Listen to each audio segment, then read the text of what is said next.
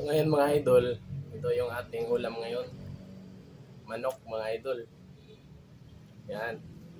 Meron din tayong papaya.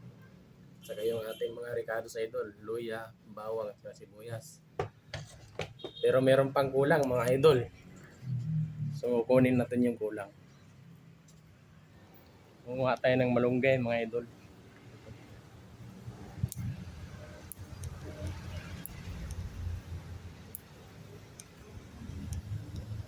At syempre, di mawawala dyan yung ating tanglad.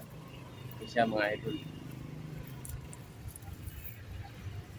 So, dito ko lang siya sa paso itinanim mga idol kasi mabato yung area dito. Ayan, okay na ito idol. Kompleto na.